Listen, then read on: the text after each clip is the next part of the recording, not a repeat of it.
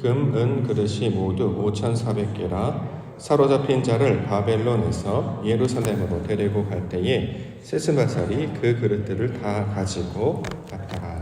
아멘. 에스라서 1장 1절부터 11절까지 본문입니다.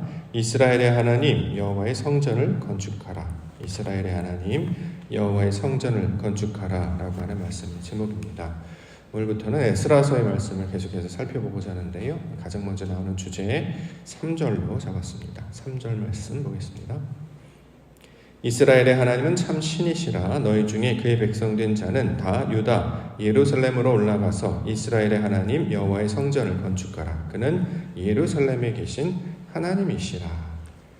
자, 에스라 중심 주제 한마디로 성전을 건축하는 일로 우리가 이해할 수 있을 것입니다. 느헤미야서에 이어서 나온 내용이기 때문에 예루살렘 성전, 성벽을 온전케 하는 일과 또 학개서에서 다루고 있는 주제, 성전을 건축하는 일, 자, 그 주제와 맞닿아 있음을 우리는 알 수 있습니다.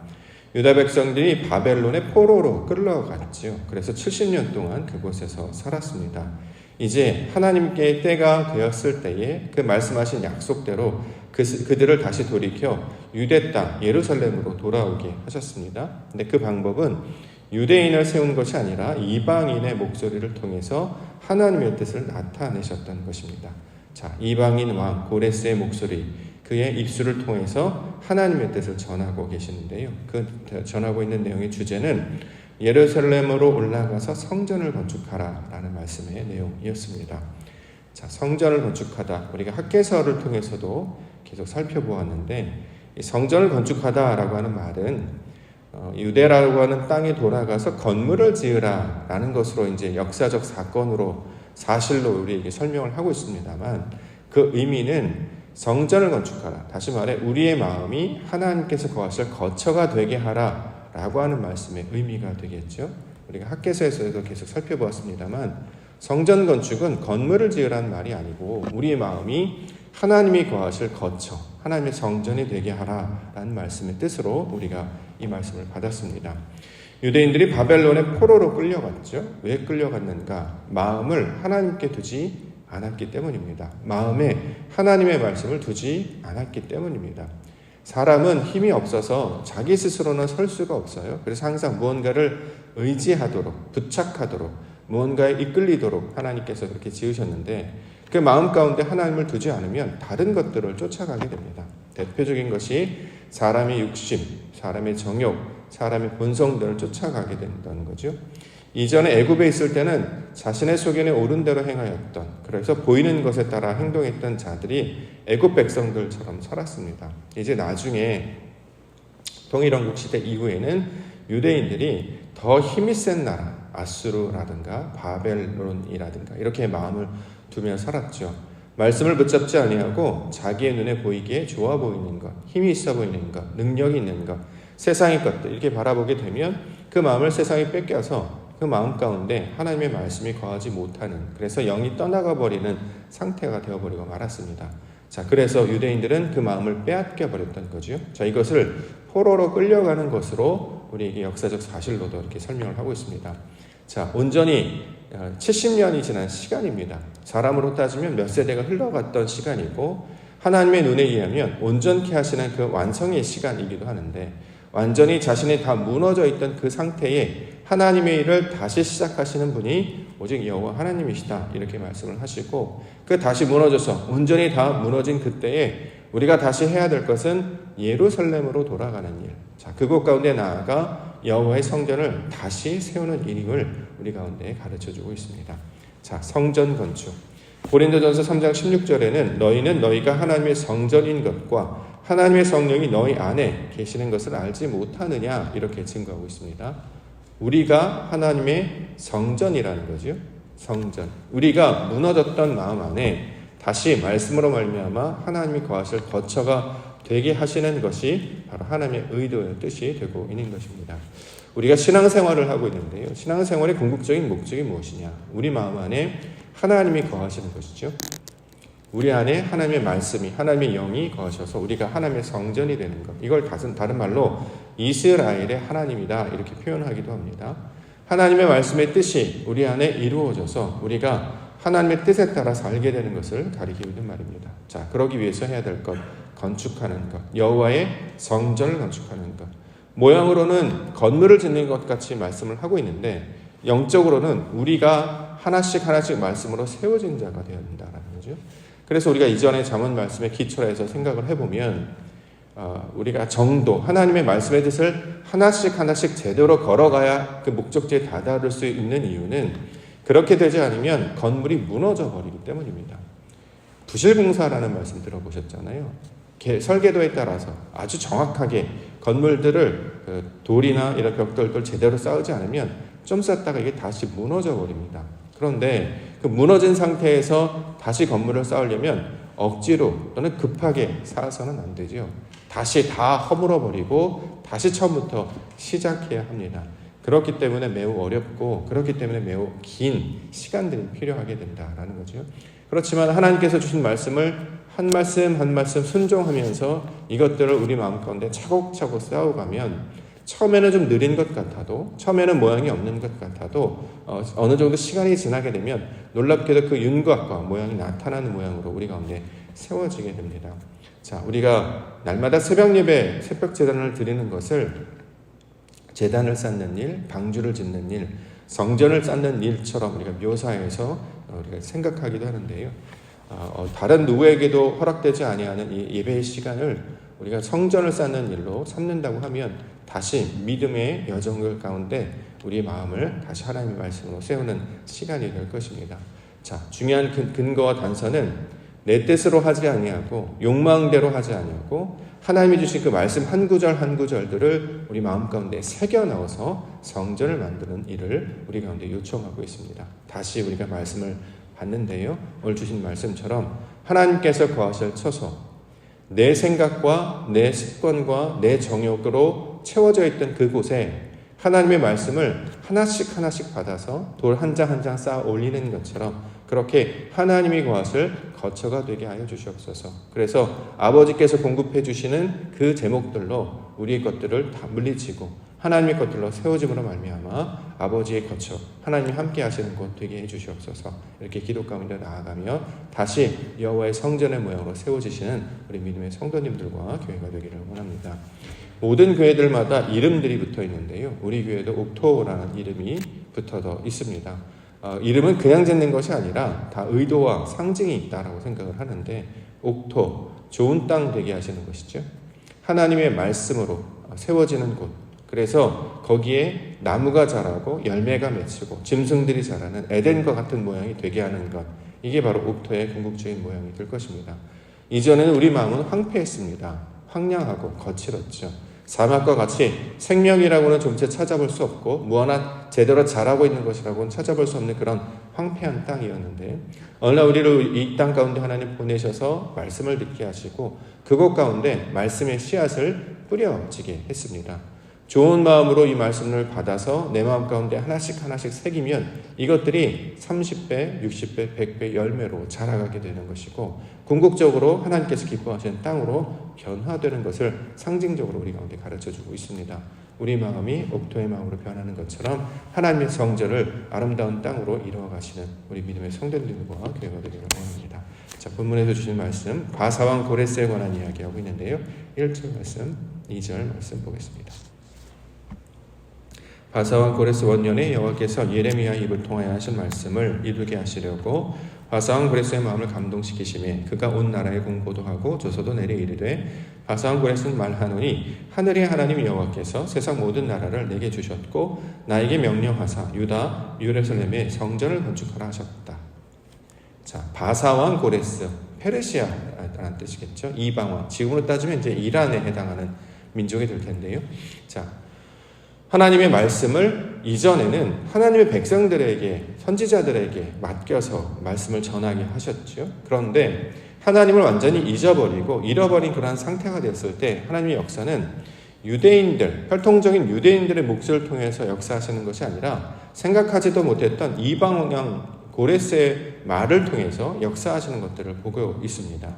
자, 이처럼 하나님께서는 모든 민족들의 주인이 되시기 때문에 유대인들 백성들로는 상상할 수도 없는 이야기겠지만 하나님께서는 이방인을 세워서 아버지의 뜻을 이루고자 하는 도구로 사용하신다라는 것입니다.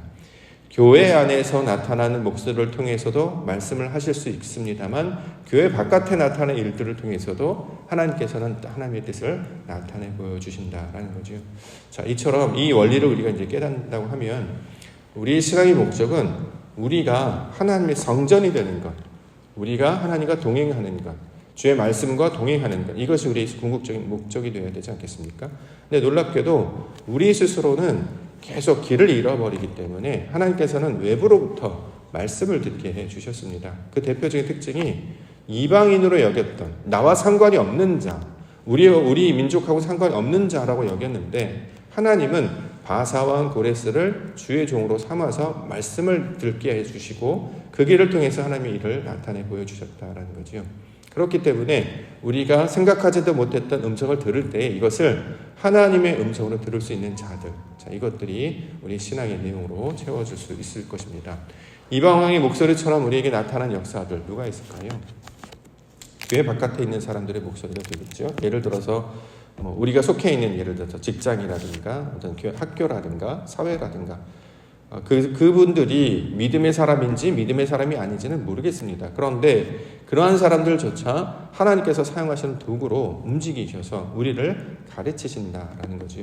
그렇기 때문에 우리 눈에 내 뜻에 맞지 않는다고 하여도 그것이 하나님의 소리일 수 있음을, 음성일 수 있음을 기억하여서 이 말씀을 통해서 성전을 건축하라 하시는 것이구나, 이것들을 통해 나아가게 될 때에 우리는 하나님의 영광으로 나아가게 될 것입니다. 그러면 세상에 펼쳐진 모든 일이 다 하나님의 주관 가운데 있음을 우리가 깨달아 알 수 있게 되는 것이죠. 자, 세상의 것들로부터도 아버지의 역사를 나타내 주시는 것처럼 우리 눈에 보여지는 것, 또 우리가 만나는 자들, 그것들을 그냥 흘려보내지 아니하고 하나님의 음성으로 듣게 하여 주시옵소서. 자, 하나님의 성전이 되는 게 목적이란 말이죠. 저 사람이 말을 해서 저 사람을 따라가는 게 아니고 내 안에 하나님의 것이 발동되는 것이 더 중요하다라는 것입니다.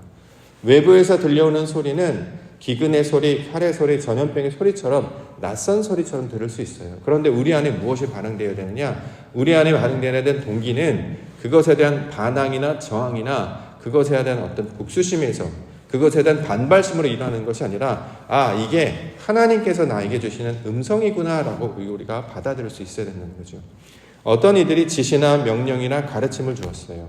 대부분 우리는 우리 바깥에, 문 바깥에 있는 사람들이 어떤 지시나 말을 할 때에 불편해합니다. 왜냐하면 이것이 나를 향한 말씀이 나를 향한 가르침처럼 들려지기 때문이죠. 어떤 사람이 뭘 하자고 했을 때 여기서 그럽시다라는 반응이 잘 일어납니까? 안 일어나요. 우리가 늘 주인처럼 살아가기 때문에 다른 사람, 외부에서 들어오는 말을 부담스럽거나 불편하게 듣는다는 거죠. 그럼 우리 안에 어떤 일이 반응하느냐? 우리 안에 불편함이 막 일어나요. 그런데 이제 돌이켜보면 우리가 그렇게 반응하는 것이 하나님께서 기뻐하시는 것인가? 아니라는 거죠. 우리가 원하는 반응은 외부의 목소리를 어떤 우리의 어떤 인격이라든가 어떤 우리가 겸손이라든가 이런 처세로 이렇게 받아들이지 아니하고 하나님께서 우리를 온전케 하시려는 의도가 담긴 말씀임을 듣고 이것들 아버지의 음성으로 받아들이는 것. 그래서 내 안에 하나님을 기뻐하는 마음이 샘솟는 것들로 나아가야 된다는 것입니다. 그렇지 않는다면 여전히 우리 마음 가운데 육신의 정욕과 자랑이 남아져 있는 상태다 된다라는 거죠. 저도 이 부분을 되게 잘 하지 못해요. 저도 이렇게 잔소리라고 듣는 거 되게 불편해합니다. 근데 신앙이라고 하는 것은 외부에서 들려지는 것을 하나님의 음성으로 들을 수 있는 연습을 하는 거지 않습니까? 누구라도 다른 사람의 목소리를 들어서 움직이는 걸 편애하는 사람은 아무도 없습니다. 그러나 예수 그리스도께서 하셨던 것처럼 이것을 하나님의 음성으로 듣고 거기에 순종해서 나의 모든 생각들을 다 내어버리고 하나님께서 원하시는 것이구나 라고 반응하면서 그것 가운데 성실을 다할 수 있는 것, 이게 바로 여호와의 성전의 모양으로 갖춰진 자의 모습이 된다라는 것이죠.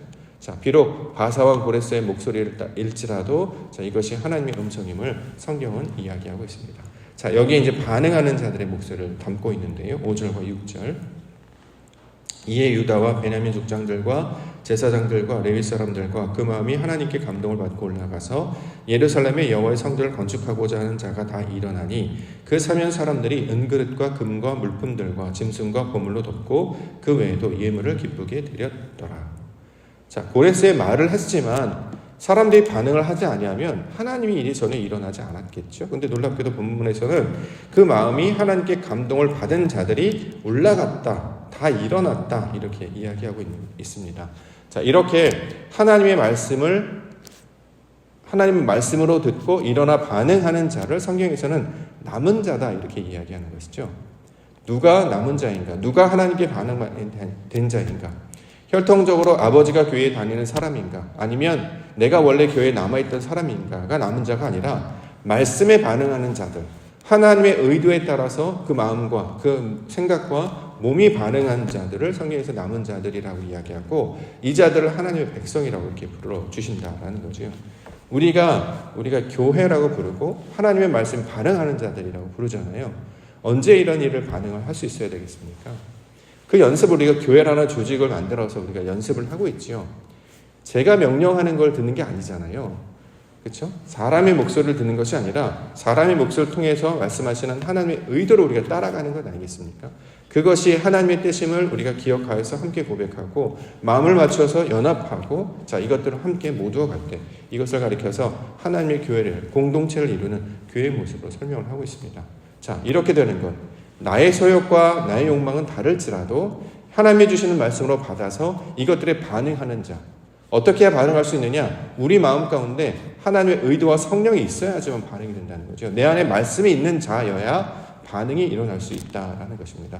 이렇게 우리를 이 땅 가운데서 하나님의 백성들로 불러주셨습니다. 자 그렇다면 외부에서 나타난 어떤 소식이라든가 어떤 상황 가운데 있을 때 이것을 아버지의 음성으로 듣고 내가 그곳 가운데 마음을 두며 나아갈 때 이것이 하나님의 성전을 건축하는 자들의 모양과 반응이 될 것입니다.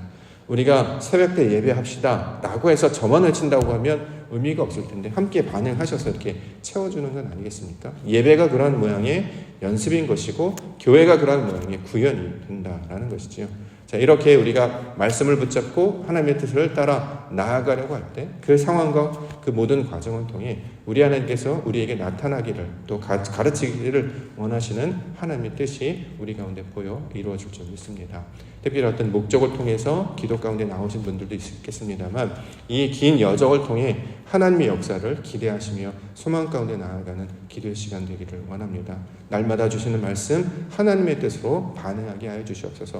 내 안에 나타나는 욕망이 나의 어떤 지식이나 경험에서 나타나는 내 육신적 본성에 나타나는 반응이 아니라 하나님께서 주시는 감동의 마음으로 반응하여서 이것들로 아버지의 영광을 바라보게 하여 주시옵소서. 이렇게 반응하며 기도 가운데 나아가시는 그래서 아름다운 하나님의 성전을 이루어 가시고 성전이 되어지시는 우리 믿음의 성도님들과 교회가 되기를 주의 이름으로 간절히 축원합니다. 기도하겠습니다.